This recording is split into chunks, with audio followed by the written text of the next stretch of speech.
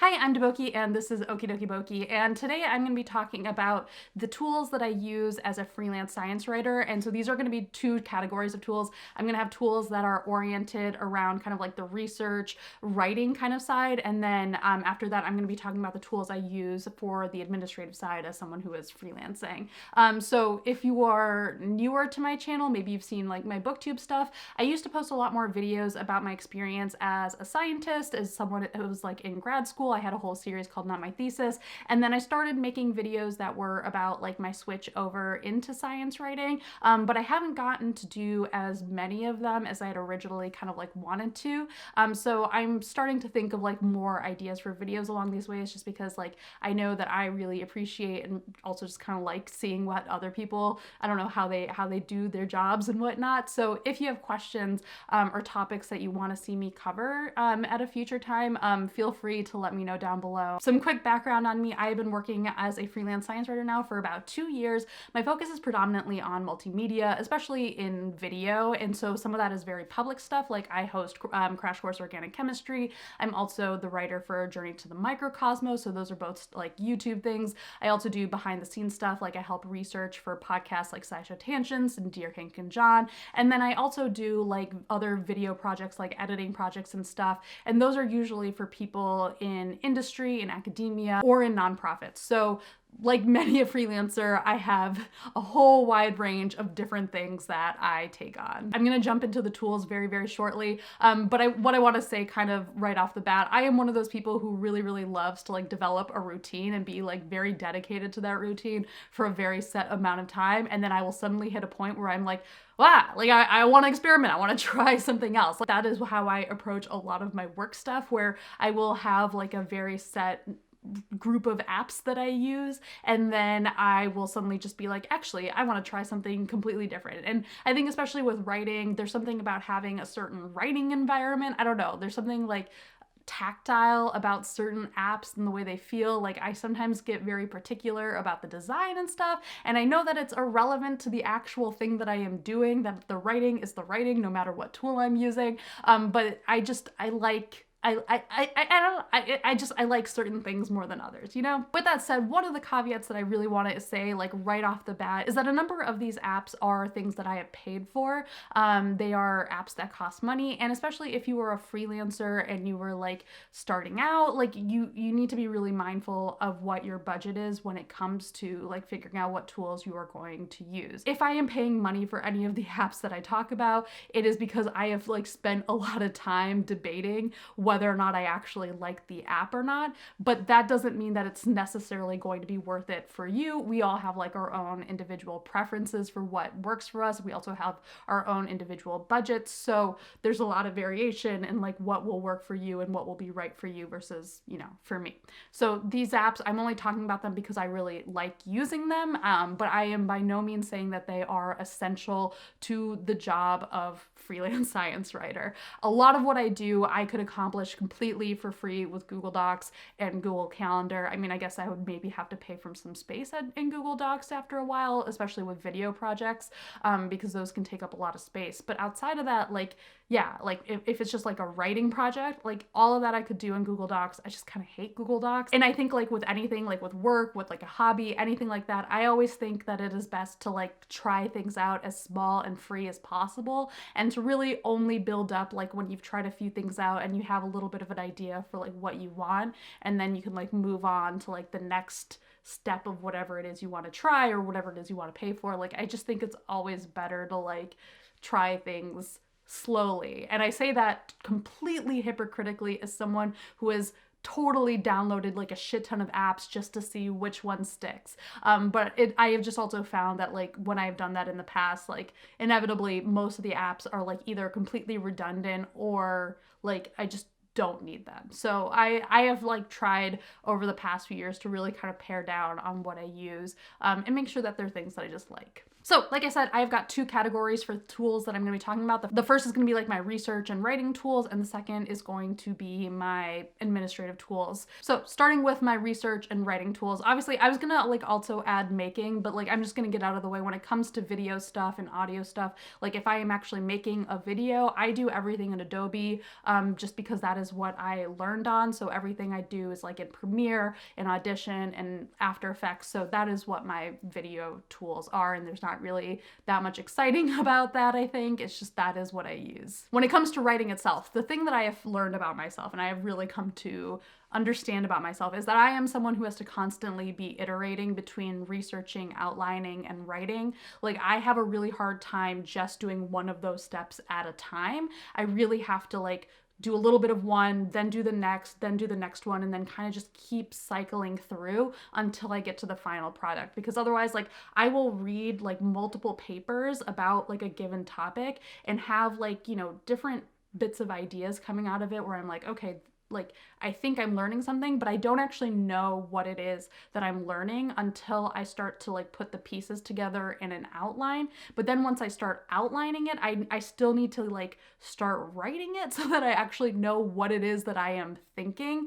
And so a lot of times like outlining and writing are in particular are this like mishmash of a thing where like I am especially like a very strong believer in the word vomit draft, where you just like sit down and you just write for the sake of getting like words out. And the point of that for me is not necessarily just to write for the sake of writing. Like, I mean, I said it was for the sake of getting words out, but really what the goal is for me with a word vomit draft is to tell myself what it is I want to say. And especially like as someone who gets really tripped up on like the idea of like my draft needs to be as perfect as possible, letting myself write really badly is like really, really important, because otherwise I just don't get anything done. I just waste so much time worrying about whether or not the thing is good, and like that's what editing is for. So the word vomit draft is very, very important to me, and it kind of informs a lot of the choices that I make in terms of my apps. Before we get there, starting with the research stuff, one of the big ones that I use is Google Scholar. A lot of the stuff I do with researching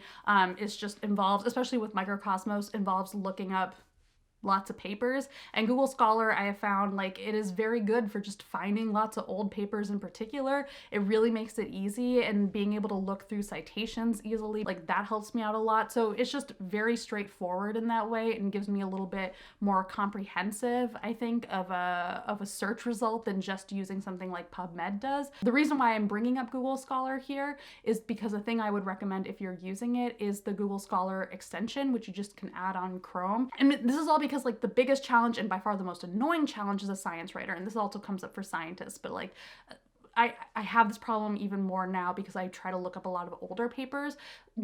It is very annoying how many papers are not actually available on the internet or are hidden behind paywalls. And so I just end up spending a lot of time hunting down PDFs. And there are a lot of ways to find PDFs. I know a lot of people will like actually email scientists directly. So I definitely recommend doing that. Again, if you're looking for an older paper though, that might not be as straightforward. The Google Scholar extension is really, really great because it will find PDFs for you. It will find it. Like you just install it. If you have clicked a link and there is a paywall, you can press that extension and it will take you to somewhere that hopefully has the PDF. It may not always find a PDF, so it's not like 100% success or anything, but it is so much better than just like typing title of paper PDF. Like it does a really good job. The other thing that like obviously you should also do is make friends with someone who has access to their like university library or whatever, so that they can find papers for you, because paywalls are so stupid, and this is what we've all come to. We could have a whole conversation about paywalls and how annoying they are in the context of science and science communication, but whatever.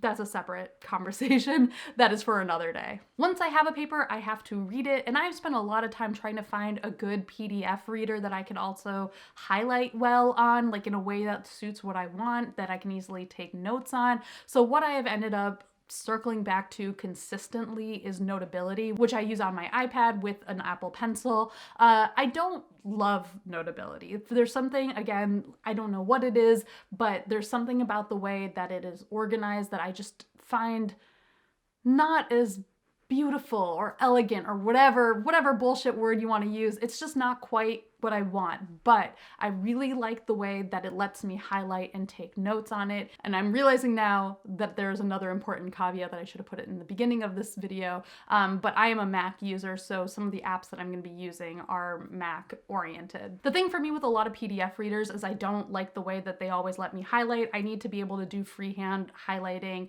and freehand writing over my PDF. I don't like having to be, I don't know, like using the cursor to highlight things. I don't like having to type my notes into a little sticky note. I want to be able to just draw all over that PDF. And so that is what Notability lets me do. And it also keeps my notes relatively simplistically organized compared to other similar apps that I've tried. So that is why I have stuck with it, even though there's some other elements of it that I don't always like love, but I don't hate them either. Okay, so next up, going into the more of like the writing tools, the first tool I want to talk about is workflowy, which is basically like this infinite outline software. And the thing about workflowy is that when I use it, I always love it. There's nothing that I hate about it, but I'll go through phases where I'll be like, I don't really need this anymore. Like, I don't know that this is doing anything for me. And so I'll unsubscribe because I don't feel like paying for another piece of software at the time.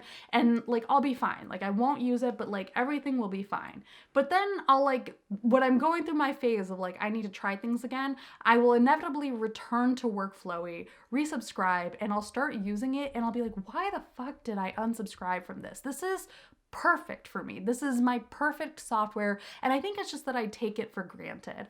So like I said, it is like an infinite outline software. Everything is just part of this one big outline that you just kind of branch out into whatever various different pockets that you need. And those little pockets become their own little outlines and stuff like that.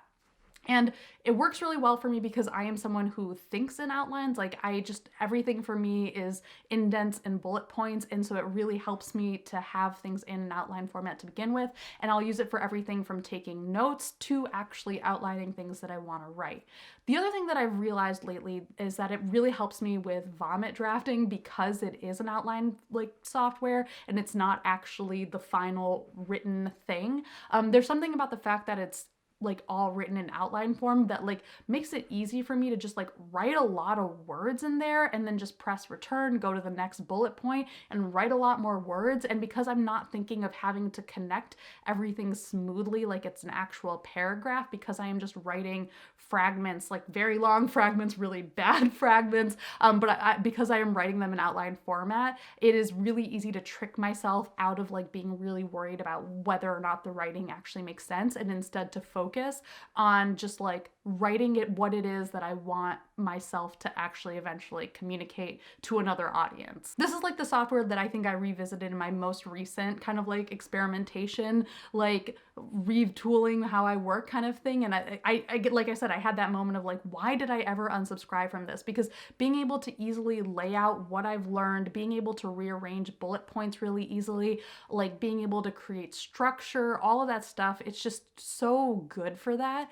And it is so, like I said, like just in line with how I think and how I write that like, I don't know why I ever stop using it. I just take it for granted. Moving away from technology, going to the basics, I am also a big fan of just using pen and paper sometimes, especially like if I have been staring too much at a computer screen. I think it's useful to move away from it. And I also really like using pen and paper because I think it gets me out of that mindset of editing myself as I write. Like I said, again, I think a recurring theme is tools that help me just focus on thinking about what my thoughts are, like actually getting the initial set of thoughts out onto paper so that I can deal with it later when I'm actually editing. My personal preference, my favorite notebook of all time is the 365 Stylogy Editor's Notebook. The things about it that I love are things that I know that other people wouldn't like. It is a grid notebook. It has really small grids. The lines are really faint, but those are things that I personally really like about it because I like having faint lines so that I'm not like seeing them so much whenever I like read the words again. I also just really like the paper. It's really nice for writing with. I also use a fountain pen. I use a Pilot Para pen and I love using it on there. I've used that pen for like 5 years now, probably. I don't even know how long, but it is a good combo for me. It is my reliable combo. And then the last of my research slash writing tools is the actual writing tool I use, which is Ulysses, which is a Mac app. I've also used in the past Scrivener, which is on Mac and Windows, but I use Ulysses right now mostly because I just really like the design. It is a markdown software, so it's not like a word processor like Word, where you're gonna like write the text and be able to edit the style of your text and whatever in the software. Markdown is basically like writing in code, but a very, very, very simple code. And I like it because there is like a sense of design to it, because like you can have a, a style for what your code is like appearing as, but you can't really waste time the way that I personally have often wasted time in Word or like similar like word processors where you're like, messing around with the formatting and whatnot. So I like that it doesn't like let me waste time on that, because I can easily get distracted. If you don't like the idea of writing in Markdown, it's not going to be a great software for you. Scrivener might be a little bit better because that is more of a word processor-y type thing, and it is also really great for organizing research. So they are sort of like similar but different softwares in that way, where they let you compile research and they let you export things in a final format that like you can use for whatever purpose you need to. But I have personally focused on using Ulysses just because I like the way I can organize different parts of my work in it, and it just works really well for my own workflow, which is a lot more kind of like rapid turnover projects versus Scrivener, which to me seems much more useful for like really big, hefty projects. I will say that of all of the tools that I mentioned, Ulysses is the one that feels like it's actually the most like luxury of my tools, in that it is probably the most expendable of them, even though I've used it for such a long time. It is my writing tool, so technically it is very important because I need to write in something, but it is definitely the one that right now, like if you had to like have me cut down on the apps I was using, like this would probably be the one that would go, just because I think it is the one that is most easily replaced by Google Docs. Like I could just draft things in Google Docs if I just got over myself, So I do really like Ulysses and recommend it if you're looking for something like Ulysses, but if you are writing, it is not essential to like spend money on it, I think, in my personal opinion. So moving on from the research writing tools, we're now going to talk about my like tools that I use to sort out my administrative stuff. A thing I want to say right now is there are many, many, many, many, many, many, many productivity tools out there, and I find many of them annoying and overwhelming because they are geared towards teams. I am not on a team. I am my team. I don't need to communicate with anyone else about my projects that I am managing. It is just me bossing myself every morning, right? Like, I mean, I am on teams. Like I am working for people and I work with people, but when it comes to like organizing myself and organizing my day and organizing my projects, like that is a thing that I only need myself to be in communication with. You know what I mean? I don't know if I explained that correctly. The point is just that like stuff like Asana, those tools are really great. I think if you're working in an organization, I find them to be like just full of really distracting things that like ultimately I just don't need, because I don't need to be delegating things. I don't need to be assigning things, and I don't need to see what everybody else on my team is doing, because I know what everyone else on my team is doing, because I am the one doing those other things. And also like through grad school and stuff, I realized that I personally prefer having some kind of written project management system, that I cannot rely strictly on digital tools, because I am very much someone who will plug things into a to-do list and then immediately forget it. So there's something about writing things out and having a notebook that like makes it both that like, I keep better track. Like there's something about the writing that helps me just remember better. And also like there's something about it that I like checking in with.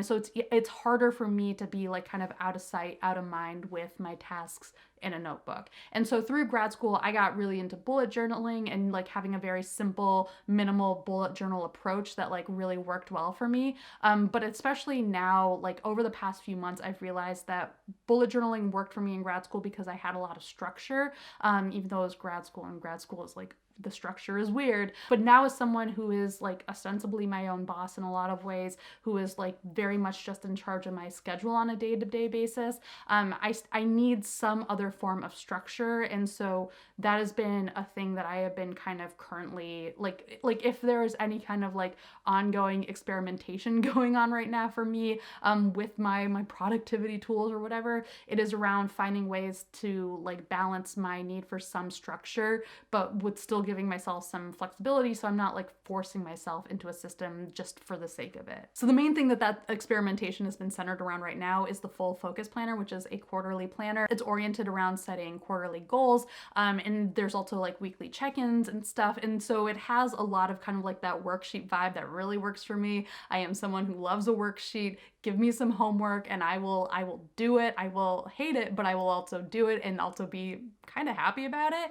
And so having this planner that like gives me some structure both around how I schedule my quarter, how I schedule my month, my week, my day, like I just really like that. And those weekly check-ins too, like having that kind of forced reflection helps me out a lot right now. The big trade-off is that it is a little bit pricey. I have been using the Executive Coil notebook, which is like probably one of the bigger ones too, and I really enjoy it, and for me it is worth the cost, but it is definitely an indulgence to me in terms of planner cost because you have to buy 4 of them to get through the whole year. Next, Airtable. I mentioned Airtable recently in one of my booktube videos because I talked about how I use it to track books. The main reason that I use Airtable though is actually to track my invoices, which I think is one of the most important things you need to do as a freelancer, is keeping track of what invoices you've sent, what's been paid, and what's not been paid, because no one will do that for you. It is up to you to do that, to be your accountant and keep track of what you've spent, to keep track of what taxes you owe, all of that stuff. Like, it is all on you. And so in the past I had used Wave, which is a free invoicing software, just because, you know, they had their own like invoices formatted and I had never sent an invoice. So I was like, well, they seem to know what they're doing. I'm going to use their template and just put the numbers in there. And Wave was free for what I was doing. Like, and I think if you're looking for a free invoicing tracking software, it is very good for that. I did not use their like pay in Wave option. Like, you can like set up a thing where like your client will pay you directly through that. I didn't do that in part because I think like they take money out of that, and so obviously for me that is not what I want. All I wanted was just to send an invoice and have something that I could easily check off. Is this paid? Is this not paid? For me, for my invoicing needs, I have some things where my invoicing gets a little bit complicated because of like how I report hours and stuff. So I ended up switching over to just using like a normal spreadsheet software like Excel, and just writing up my invoices in there because it let me do the math for that a lot better, and then just turning that into a PDF and sending that. And so that's why I use Airtable, just because it's a really good database record kind of keeper. Airtable is ostensibly like a database thing. It is basically a spreadsheet, but very fancy. And you can use it to like look at things in different ways that aren't just in spreadsheet format. So it is very powerful for what it can do. And you can also use it to store documents and stuff. So for invoice tracking, I put everything in there. I put in like, you know, who the client is, what the projects are, what my rate is, what date I invoiced, what date the invoice is due, has it been paid, how has it been paid, and then like a copy of the invoice itself. And like, so like obviously storing that information is great, but it's also the fact that it lets me work with that storage in ways that are really useful for me, in terms of like keeping track of other important details, like how much I owe in my estimated taxes, and also how it lets me connect to other databases that I kind of am keeping for myself in terms of like clients and projects and like opportunities and stuff like that. So it is very useful for me just like from an administrative standpoint. There are a few things about Airtable that I don't like. One is a very picky thing, but it really deeply annoys me, which is that a lot of productivity softwares these days, they have learned that a lot of people like for the first day of their week to be on Monday. I am one of those people. Like, I will completely not buy a planner if it starts on Sunday. Like, I don't like that. I like for the first day of the week to be Monday. Airtable, for some reason, I don't know why, for a thing that is like used ostensibly by like companies and shit, it seems like they should let you easily make the first day of the week Monday, but they don't. Like, there are so many people, like, because I have Googled this so many times, a lot of people have asked for this, and for some reason they have not done this. What you have to do to make the first day of the week Monday is actually change your language settings to English UK. Like, that is a thing I've had to do. And yes, it then changes the first day of my week to Monday, but then it fucks up all of the formatting for my month, date, year stuff, because I still format things in month, date, year. I don't do day, month, year like, you know, like you would in UK English. And so it's just very annoying. Like, I don't see why they can't like develop a way for me to easily just make the first day of the week Monday. I assume there is some actual techie kind of reason, like there's something in the programming or whatever, but I find it deeply annoying and wish that they let you do that without having to change the language settings, and especially like change the language settings in a way that then like contradicts other things that I want, you know? That is my very, very particular thing that I resent about Airtable. Another thing that I kind of resent is the pricing structure, but I will say, like, even though I think like I am now getting to a point where I like will have to pay for Airtable because I am using it so much, which I don't mind paying for a thing that if I am using a lot, the amount that I have to pay for it, I feel like is not quite enough for the level of benefit that I'm getting out of it. Like the way that their pricing structure breaks down, I don't completely like. But with that said, if you are interested in Airtable, it is a software that I think you can get a lot out of for free for a very long time. And so I think it is completely worth trying to see if it works for you, just to see, because you can get a lot out of it. One of the things I mentioned is that some of my work, I have to keep track of like different hours and stuff. And so to do that, I also use, you know, certain time trackers, and there are, again, lots of options. One of the ones I used in the past was Clockify.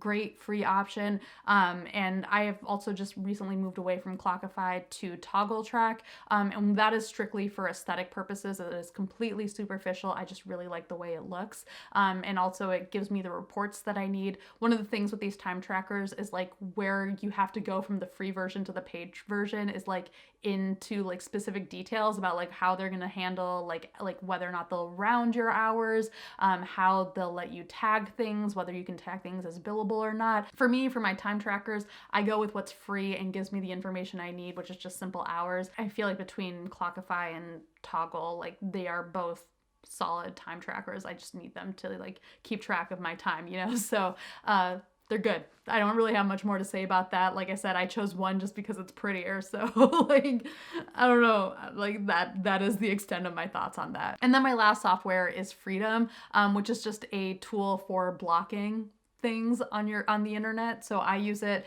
to block myself from Twitter most of the time. I mean, I will sometimes go in and unblock Twitter during the day because I am terrible to myself. But otherwise, I use it to block myself from like Twitter and whatever else. I have found that I need to put those barriers on myself. As my own employer, I have to intrude on my internet. So yeah, those are my tools that I use for now. I don't know if they will still be the tools that I use a year from now. Maybe I will update this in a year. Maybe I will not. Maybe I will have unsubscribed from everything and will be writing things only on typewriter, and I will be scanning them and forcing everyone to read that. Let me know if you guys have any questions about any of these tools that I use, and if you want to like see me talk about anything else in terms of being a science writer. Thank you guys for watching, and bye.